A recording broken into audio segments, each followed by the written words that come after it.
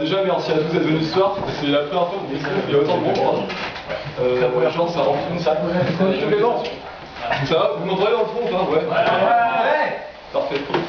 Vous savez pourquoi vous êtes là ce soir? Vous êtes juste venus pour les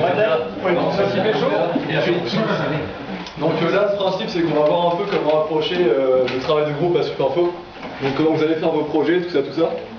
On va commencer par vous expliquer un peu les méthodes de boulot en groupe et après vous verrez qu'on vous a prévu un petit projet. Donc on va vous mélanger entre B1, B2 et B3 et M2 et M2 et XM2. Ah oui, XM2 en plus. Et du coup, donc, le principe, vous allez voir, ce sera de faire une bataille navale en navigateur.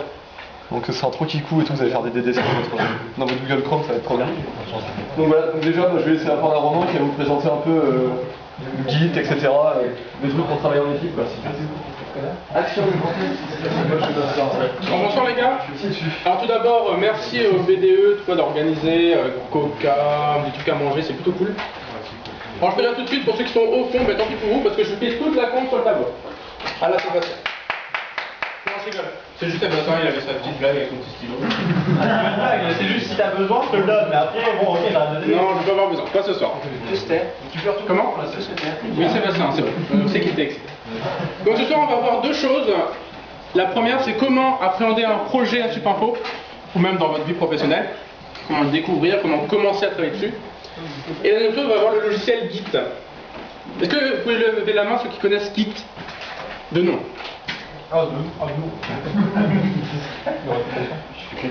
Toujours la même chose, la même question, mais avec GitHub. Qui connaît GitHub de nom? Ouais, vous l'entendez un petit peu plus, mais... Alors ce soir, qu'est-ce qu'on va voir? Donc on va travailler en groupe. On va voir du coup comment démarrer un projet.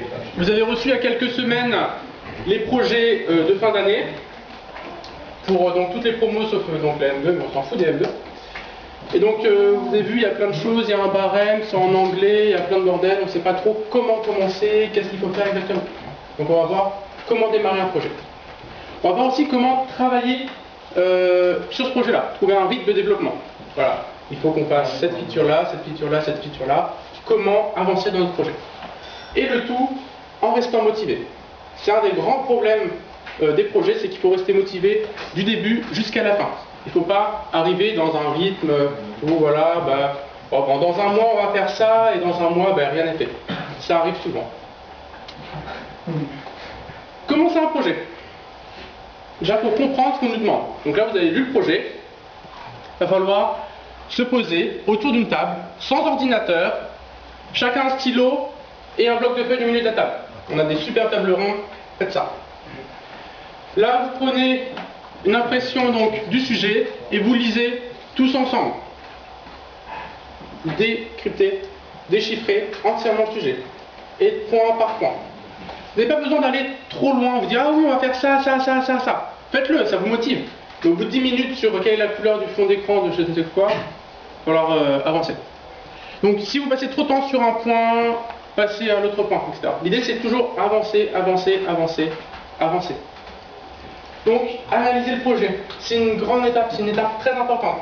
Si vous faites mal cette étape, quelques jours avant le rendu, vous dites ah merde, on est complètement à côté de la plaque. Et là, 3 jours sans dormir. D'accord? Les réunions, surtout, pas d'ordinateur, éviter les téléphones. Si, le téléphone juste pour un petit minuteur, vous dire voilà, on a 10 minutes sur ce truc-là, etc. Pourquoi pas d'ordinateur? Parce que c'est source de distraction. Bon, oh tiens, j'ai un email, oh tiens, on va voir ça sur YouTube, etc. Évitez les ordinateurs. Ou un seul ordinateur. Pourquoi un seul? Parce que souvent on a besoin de faire des recherches sur Internet pour suivre le projet. Bien comprendre le projet, c'est une étape capitale. D'accord?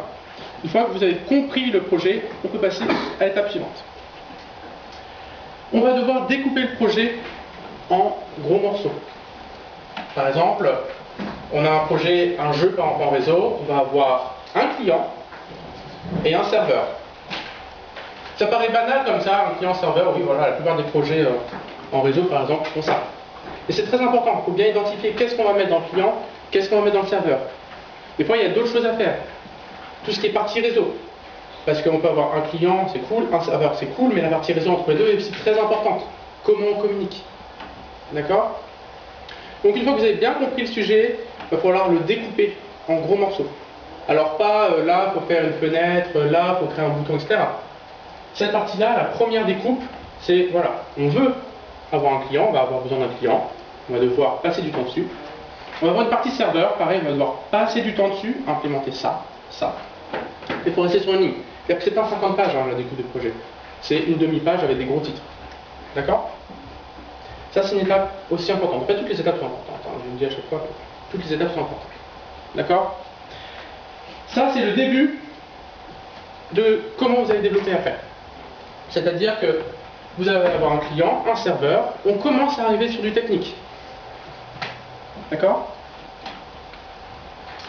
Après, donc jusqu'à maintenant, on n'a pas parlé de technique. On sait qu'on a un client, on sait qu'on a un serveur, on sait qu'il faut qu'on fasse ça, et comme ça. Mais on n'a pas parlé de technologie. La technologie est un sujet où on peut passer des heures et des heures et des heures.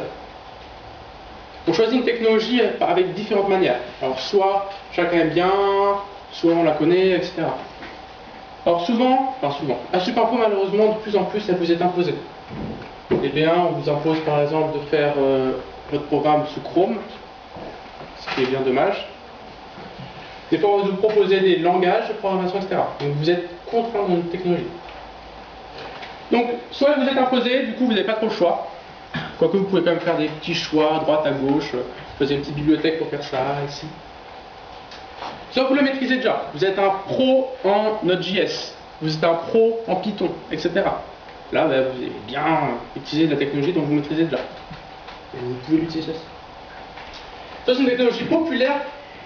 Vous savez que, voilà, allez utiliser pour faire ça, c'est toujours la même. Alors pourquoi pas nous l'utiliser aussi. Après, des fois, et c'est peut-être bien aussi, si vous avez envie d'aventure, découvrir d'autres technologies qui ne sont pas imposées à Supinfo. Ça, c'est plutôt cool, pour deux choses. La première, vous apprenez plein de choses. Elle n'est pas enseignée à Supinfo, donc vous allez découvrir cette technologie. Le deuxième point, un peu plus, vous allez voir, c'est à la soutenance de fin d'année, eh bien, Lauriane, elle sera super contente de voir une technologie différente. Elle a vu 15 projets avant, c'était les mêmes.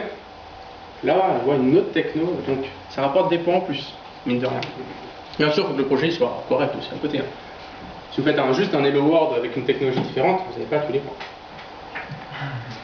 Le choix de la technologie, du coup, c'est important, oui, c'est surtout intéressant. Ça permet de commencer à voir où va aller le projet. Donc là, on a compris le projet, on l'a découpé en grosses parties, et sur ces grosses parties-là, on a appliqué une technologie. Pour le client, on va par exemple faire du JavaScript, pour le serveur, du Python, et le protocole, par exemple, du REST. Ok? Vous me suivez là? C'est bon? C'est flou? Est-ce que vous avez déjà appliqué tout ce que j'ai dit sur vos sujets de projet de cette année? Dans le sens, voilà, on a lu le projet, du coup on a pu faire ça, etc. Bon, une fois qu'on a fait tout ça, on va pouvoir coder. Et là, la grande question, ouais, je veux bien coder, mais on commence par où? La réponse est plutôt simple, par le début. Alors, qu'est-ce que le début d'un projet? Alors, quand c'est une technologie que vous ne connaissez pas, la première chose à faire, c'est un Hello World. Vous savez ce que c'est un Hello World? C'est un petit bout de code qui fait juste un printf. Un print, enfin, il affiche du texte, il affiche Hello World. Quand vous faites un Hello World, vous garantissez que votre environnement de développement est opérationnel. Vous pouvez compiler, vous pouvez exécuter ce code-là. Là, vous êtes prêt à coder. En faisant l'Hello World, c'est le début dans le pas de ces technos. Parce que vous avez, avant de faire l'Hello World, il a fallu installer certaines choses, comprendre comment fonctionnent certaines autres choses, etc. À partir de là, l'Hello World, vous allez devoir aller un petit peu plus loin que juste afficher un texte banal. Mais l'idée, c'est de au moins un peu comprendre comment elle fonctionne, quelle est l'idée de la techno. Imprégnez-vous de ça. Donc par exemple, en C, si on vous impose une bibliothèque spécifique, faites un Hello World avec cette bibliothèque, et après faites des petits bidouilles. Faites les exercices par défaut qu'on trouve généralement sur les docs sur internet. D'accord? Donc voilà, là c'est le début de l'étape développement. Sauf que voilà, maintenant on va se dire, ouais je veux bien, on va commencer à développer, mais par où on commence pour le projet. Ah, c'est bien Hello World, la directrice elle n'a pas aimé le Hello World. Il va falloir avancer dans le projet, faire des tâches pour notre projet. Du coup, vous allez devoir faire ça. On a découpé le projet en grosses parties tout à l'heure. Maintenant, on va le découper en plus petites parties. Ce qu'on appelle des tâches. Des issues. C'est un autre nom aussi. Une tâche, ça va être, voilà, je dois implémenter ça. Mais pas genre, voilà, je dois faire... alors, je vais prendre un projet simple. Je dois faire le jeu. Ça, c'est pas une tâche, hein, c'est trop facile. C'est, je dois déplacer un personnage sur l'écran. Ça, c'est une tâche. Mais on pourrait aller plus loin et juste, je dois afficher le personnage. C'est une tâche aussi. Mais on pourrait aller encore plus bas et genre, une tâche, c'est, je dois afficher une image sur mon écran. Ça, c'est une tâche. D'accord? Si vous n'avez rien et que vous mettez directement, faut que le personnage joue à la baballe, ça n'apporte rien parce que c'est trop générique. C'est comme dire, voilà, finir le projet. Il faut que vous ayez une tâche bien précise côté développement. Afficher une image à l'écran est une tâche qu'on ne peut pas redécouper. D'accord? Donc vous allez devoir découper votre projet en tâches comme celle-ci. D'accord? Pourquoi découper comme ça? Ben déjà, ça va apporter de la communication dans votre groupe. Genre, voilà, moi aujourd'hui j'ai affiché une image. L'autre il dira, ben moi j'ai joué un son. D'accord? On voit qui fait quoi, ou plutôt qu'est-ce qui est fait dans le projet. Ça c'est le premier point. Le deuxième, c'est que ça permet de prendre du recul, dans le sens, on voit où on avance. Ah, alors, on s'est affiché une image, on s'est joué un son, maintenant qu'est-ce qu'on peut faire? On voit globalement qu'est-ce qui est fait. Si on n'a pas de tâche précise, ben, le lundi matin, le gars dit « Oh, ce week-end j'ai avancé dans le projet ». Ouais, c'est cool, mais t'as fait quoi? Aussi une tâche précise dans laquelle on a discuté avant, on sait qu'est-ce qui se trouve derrière les tâches. Et le point le plus important des tâches, mine de rien, c'est la motivation. Vous dites, voilà, il faut que j'affiche une image. Et quand c'est fini, vous pouvez fermer cette tâche. L'action de fermer la tâche, ça vous apporte de la satisfaction personnelle. Bon là, ça fait un peu, ouais, c'est bon, de la satisfaction personnelle. Ouais, voilà, je suis content de faire mon sport, etc. Mais en fait, dans le développement, on va souvent avoir à faire des choses répétitives. On va avoir des périodes chiantes. Et si on a ces tâches-là, on a la possibilité de cliquer sur le bouton fermer cette tâche, vous allez voir que vous allez avoir du bonheur dans vous. C'est bon, j'ai enfin fini ça. D'accord? Donc c'est très important de découper votre projet en tâches, donc pour la communication, surtout pour la motivation. Vous voyez que vous avancez. Et les autres voient aussi que le projet avance. D'accord pour les tâches? Une tâche, c'est vraiment un truc précis. Précisez bien toutes vos tâches, c'est important. Il faut s'imposer des défis. Alors c'est bon, on a 5000 tâches là à faire, oh là là là là, on va jamais pouvoir les faire, les finir. On va se mettre des buts, des limites, des milestones, des jalons en français. Oui, souvent dans les courses, parfois on parle de jalons, le terme est vraiment... Des tâches, des étapes, c'est plus sympa. Donc donnez-vous des défis. Un défi c'est quoi? Ça va être dans 15 jours pour qu'on fasse cette tâche-là, cette tâche-là, cette tâche-là, cette tâche-là. D'accord? Et là en fait c'est comme si on avait une grosse tâche dans laquelle on a des sous-tâches. Le terme, ça va être milestone en anglais. On le retrouve souvent sur internet. Dans les outils que l'on va voir tout à l'heure, ça sera ce terme-là qu'on va retrouver.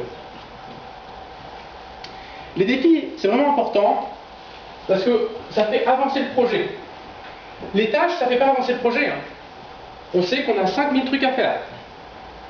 Mais on peut les faire dans 3 mois. Les étapes, on a une liste de choses à faire et une date. Dans 1 mois, il faut qu'on fasse tout. Du coup, ça nous force à avancer. Il faut qu'on fasse ça, ça, ça et ça. Dans 2 semaines, il faudra se bouger. Du coup, ça donne un rythme. Et c'est très important le rythme. Et surtout, ça apporte de la satisfaction dans toute l'équipe. Les tâches qu'on a vues tout à l'heure, ça apporte de la satisfaction personnelle. Une issue, une tâche, c'est chaque développeur qui l'a fait. Vous n'êtes pas à 3000 sur une tâche, vous n'êtes pas à 2 sur une tâche. Une personne par tâche. S'il y a 2 personnes sur une tâche, c'est qu'on peut redécouper la tâche. D'accord? On a plusieurs tâches dans une étape. Du coup, quand une étape est finie, c'est le travail de toute l'équipe qui a avancé. Du coup, toute l'équipe est motivée. La motivation, c'est la clé d'un projet. Il faut toujours rester motivé. Et la recette, découper en tâches, faire des milestones, toujours avancer. D'accord? C'est pas bien compliqué. Appliquez ça bêtement, vous allez voir, ça avance tout seul. Alors oui, il y a toujours des périodes chiantes où cette issue-là, il faut la faire, mais on ne veut pas la faire. Ça arrive, et c'est pas magique. Oh, j'avais un autre appel. Du coup, j'en parle depuis tout à l'heure, il faut rester motivé. Si vous n'êtes pas motivé, vous n'allez pas coder. Si l'équipe est démotivée, vous allez coder tout seul. Il faut que vous soyez motivé et que toute l'équipe soit motivée. Les sujets sont peut-être chiants, pas intéressants. Ça arrive, il y en a. Ou vous l'avez déjà fait l'année dernière. Pareil, c'est pas du tout intéressant, c'est pas motivant. Du coup, il faut s'appliquer ces règles et se donner du jeu. Pour rester motivé, il faut avancer. Pour avancer, il faut faire des choses simples. Ne pensez pas compliqué dès le début. Ça sert à rien. Le premier but, c'est qu'il faut que ça marche. Vous démarrez votre projet, il faut qu'il avance un bonhomme. On s'en fout qu'il ne tire pas à la balle. On s'en fout qu'il ne court pas, votre bonhomme. Il faut qu'il avance. Après, vous allez faire tirer la balle. Même votre code est dégueulasse, on s'en fout. Avancez, avancez, avancez. Quand vous aurez avancé, vous aurez du temps pour revenir sur votre code et l'améliorer, l'optimiser, le rendre plus joli, ajouter des commentaires, ou pas. Donc, allez au plus simple. Vous ne compliquez pas la vie dès le début. Oh, on va faire ça, ça, ça, ça, ça. Oh, tiens, et puis si on met ça, croise avec ça, etc. Votre truc, il est impeccable sur le papier. Il est irréalisable. Parce qu'il vous reste 2 mois. Oui, généralement, parfois, on part trop tard dans les projets. Il vous reste souvent 2 mois pour le faire.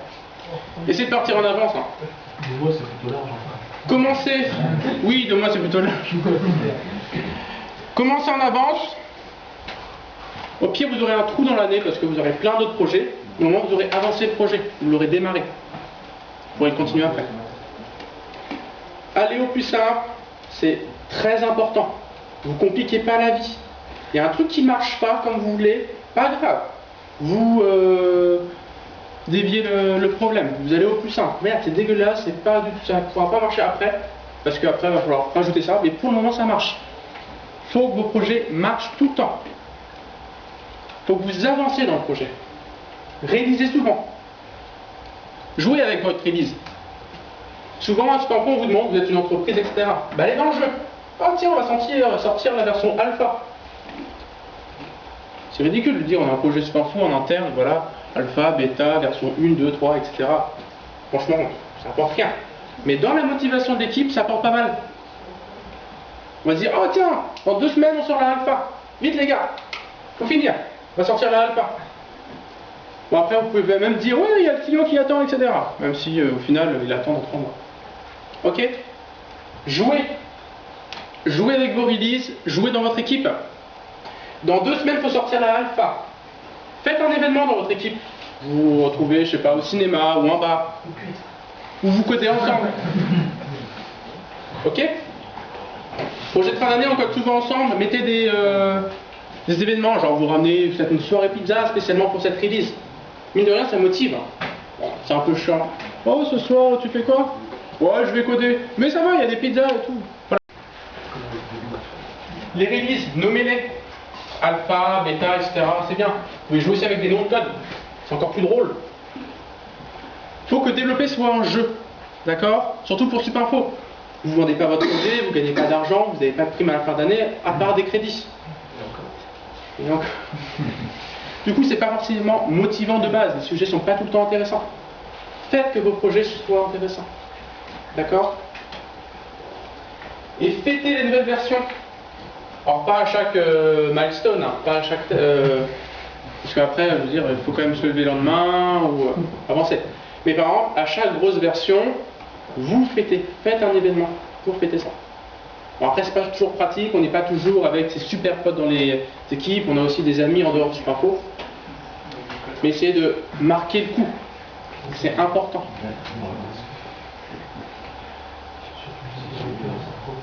La clé, c'est la motivation.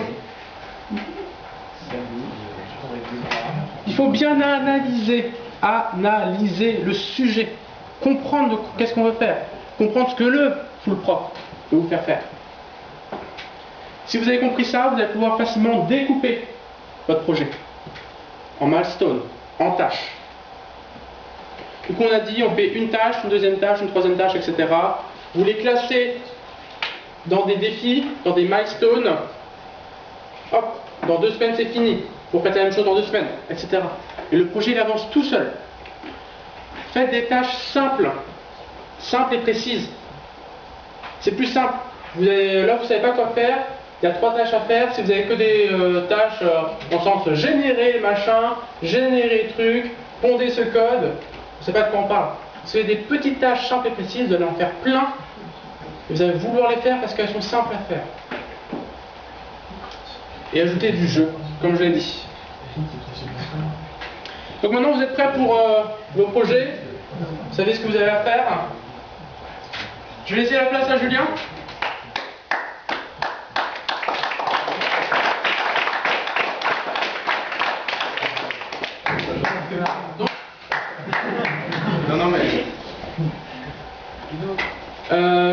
Donc tout à l'heure on va faire un projet.